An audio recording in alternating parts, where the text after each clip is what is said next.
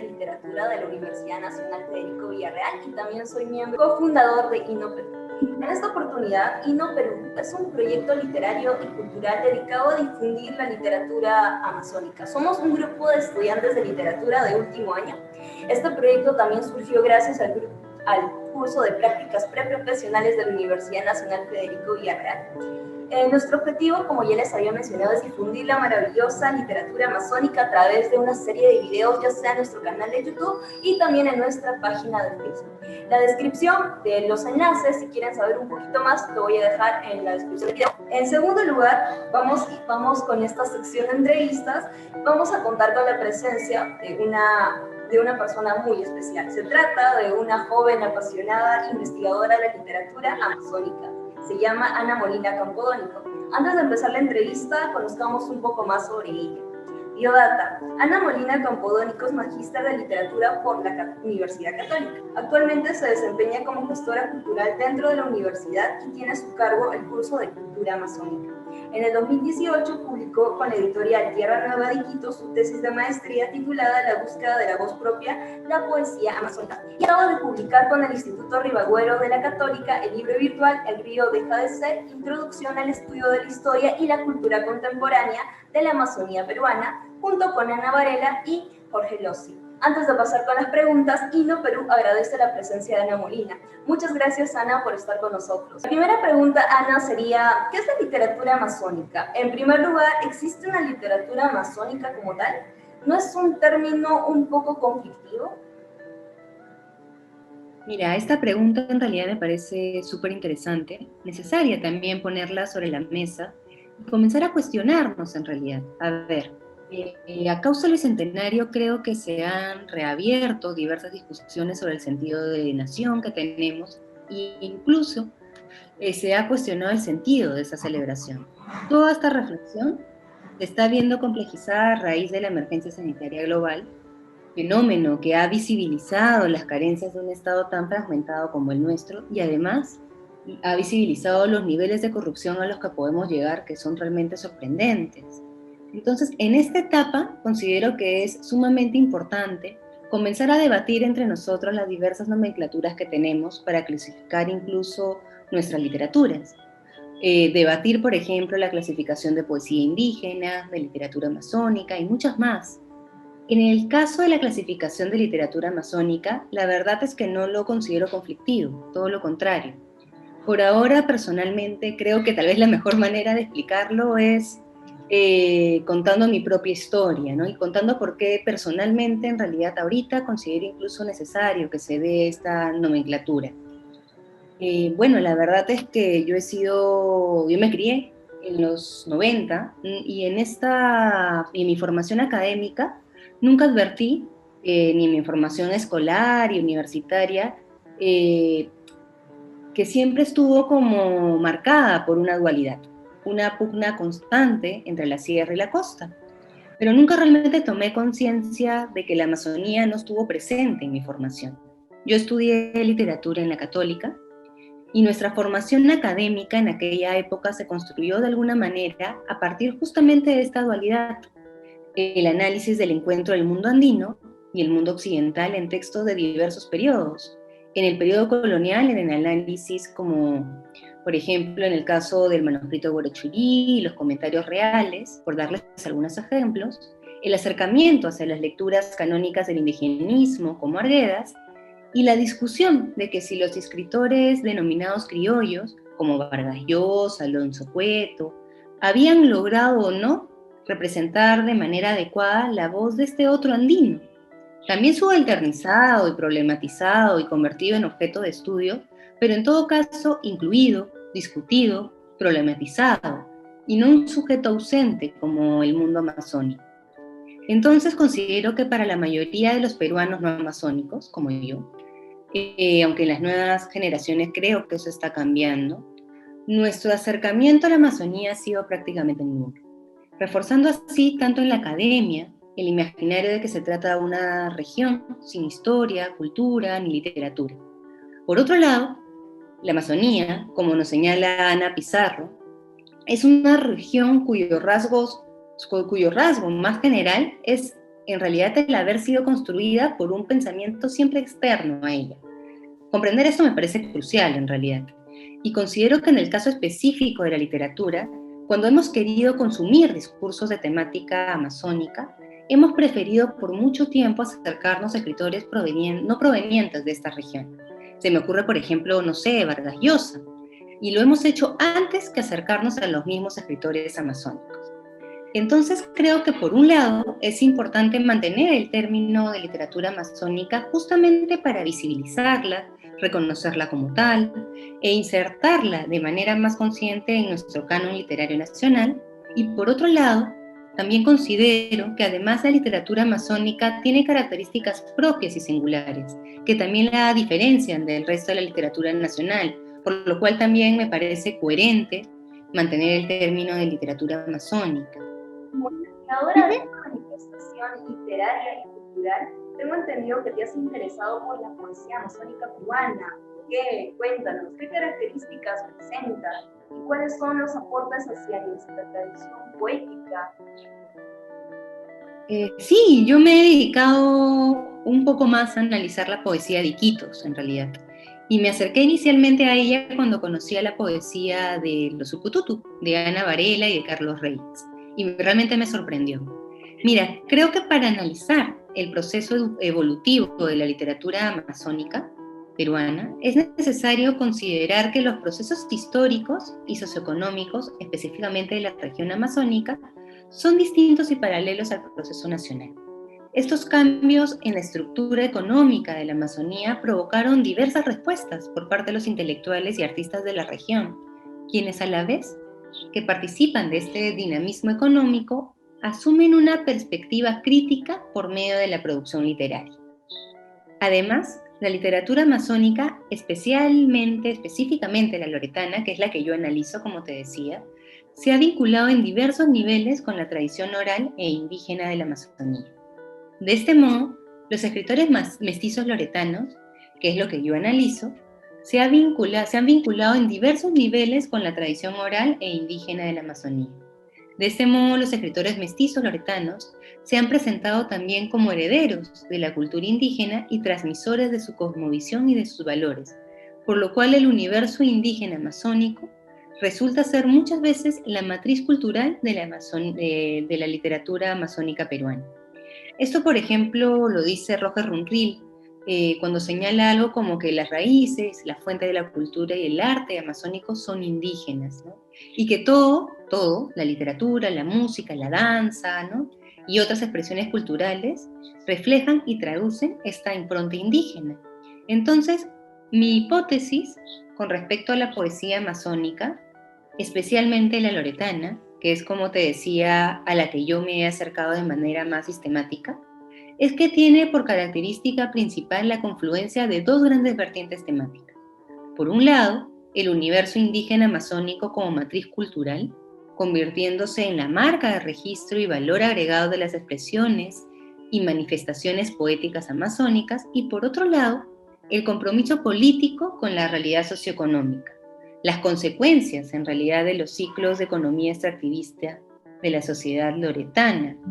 Creo que la confluencia de estos dos grandes vertientes temáticas es la principal característica de la poesía amazónica. Ahora, con respecto a tu pregunta sobre sus aportes hacia nuestra tradición poética, mira, personalmente considero que mucha de su poesía es excepcional al margen de su lugar de procedencia. Con esto quiere decir que no recomiendo leerlos exclusivamente porque son de la Amazonía, sino porque logran regalarnos poemas que nos conmueven y nos cuestionan en la mayoría de sus versos.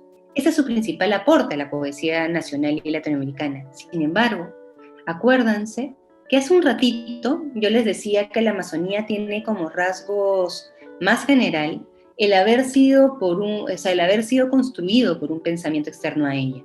Entonces, nos da la posibilidad, estos poemas también, de aproximarnos, ya no desde una mirada externa, al sentir amazónico, y esto es esencial, ya que de verdad no podemos hablar de un canon literario nacional, de una literatura nacional o de una historia nacional que no incluya a esta región. Bien, Ana, interesante será la propuesta de la poesía, en este caso amazónica, muy, muy interesante, cómo se relacionan diversos temas y no solamente vamos por un lado.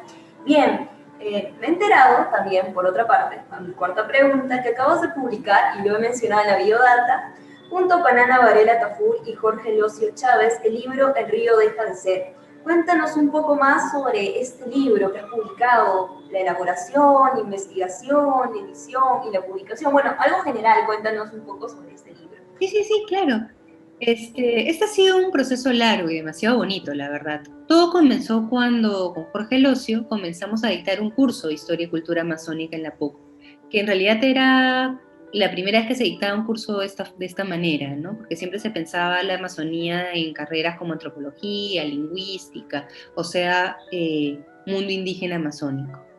Y al armar el curso partimos de ciertos supuestos, ¿no? En primer lugar, la Amazonía, empezamos a comenzar a pensar que la Amazonía se entiende mejor desde una aproximación interdisciplinaria, y aunque este curso se centraba en la historia y las manifestaciones culturales contemporáneas, también incluía, digamos, una aproximación a la geografía, a las diversidades lingüísticas, la cosmovisión indígena amazónica. Nos dimos cuenta que una aproximación desde una sola disciplina no aborda la verdadera complejidad de la historia y cultura amazónica, y por lo tanto sostiene una visión fragmentada y no una articulada, ¿no?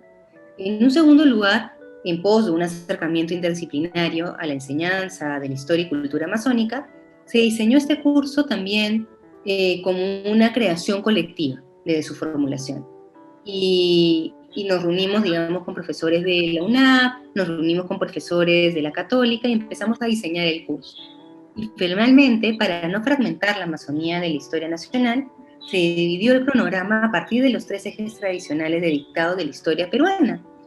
Cuando ya llevábamos en realidad un tiempo dictando el curso, con estos lineamientos, comenzamos a idear un texto que justamente dé herramientas a docentes del periodo escolar, universitario, que quieran incorporar a la Amazonía a su curso, y a personas que quieren tener una primera aproximación a la Amazonía en general. Y empezamos en realidad a utilizar los lineamientos que utilizamos para construir este curso, ¿no? Y cuando ya teníamos el proyecto un poquito más pensado, se nos unió Ana Varela, y creo sinceramente que sus aportes enriquecieron totalmente el libro, ¿no? Y tuvimos una mirada mucho más clara de lo que queríamos hacer. Y estuvimos trabajándolo, y la idea era en realidad sacarlo impreso en el 2020, pero bueno, llegó la pandemia y nos hizo en realidad revalorizar el mundo digital.